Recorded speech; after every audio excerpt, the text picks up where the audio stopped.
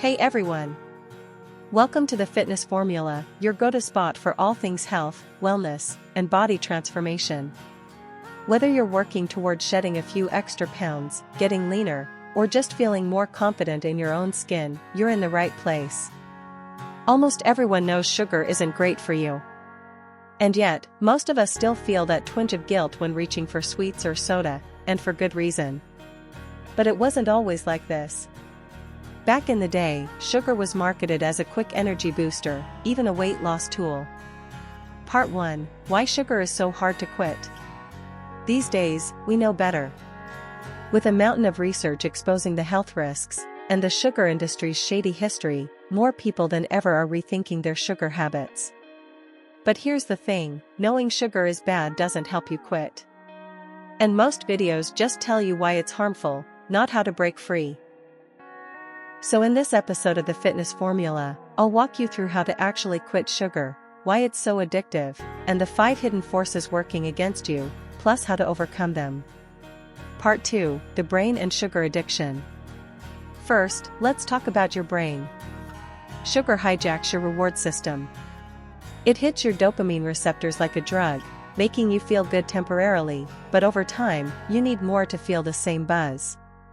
And when you stop, withdrawal kicks in, mood swings, headaches, fatigue, irritability. Sound familiar? Sugar also spikes insulin. That blocks your brain's leptin signal, the one that tells you you're full. Without it, your brain thinks you're starving. So you stay hungry, even after eating.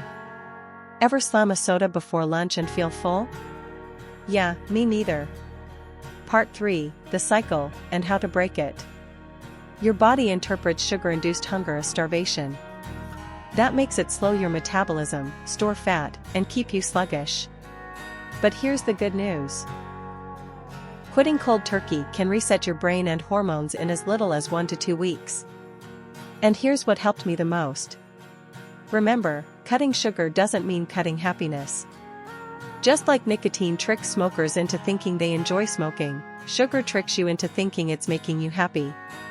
But in reality, it just spikes pleasure in a low-energy state. Quit sugar, and your baseline mood improves. Part 4: Advertising and the food industry. Now let's talk about your environment. From colorful packaging to mouth-watering ads, the food industry engineers sugar into 80% of what's on the shelves. They perfected the bliss point, the exact sugar content to make a food irresistible without being too sweet. Even seeing these foods triggers your brain to release insulin before you eat. It's called cephalic phase insulin release, and it makes you even hungrier. But here's how to fight back: change the script. Instead of see food, buy food, eat food, try see real food, check freshness, cook then eat. Rewire your cravings by breaking the cycle. Part 5: Habits and triggers. Habits are coded into your basal ganglia, the brain's autopilot system. Just like you don't remember your drive to work, you may not remember reaching for snacks. It becomes routine. The good news? You can build better habits the same way. Practice resisting cravings. Cook more meals. Replace sugar with whole foods. Yes, you can literally get good at eating healthy. Part 6: Cravings and mindfulness. Cravings are data. In a powerful TED Talk, Dr. Judson Brewer showed how smokers broke their addiction by simply observing the craving. Heart racing? Tense shoulders? Just watch it. Next time you're reaching for that cookie, stop and ask, is this really hunger, or just habit? Am I reacting to stress? Or to that Instagram ad I saw earlier? Part 7: Your gut microbiome. Sugar also destroys your gut. It feeds candida, a type of yeast that thrives on sugar and may even cause cravings. Plus, it damages the intestinal lining, leading to leaky gut and inflammation, which is linked to brain fog, depression, and even diseases like Alzheimer's. Want to heal? Eat fermented foods, prebiotics, and take high-quality probiotics. Part 8: Social pressure and family. Last but not least, the people around you. Friends and family can become enablers. Not out of malice, but because your change challenges their comfort zone. You'll hear, "Come on, live a little. It's just a cookie. Sugar's natural, it's in fruit." Quick tip, it's the fiber in fruit that makes it healthy, not the sugar.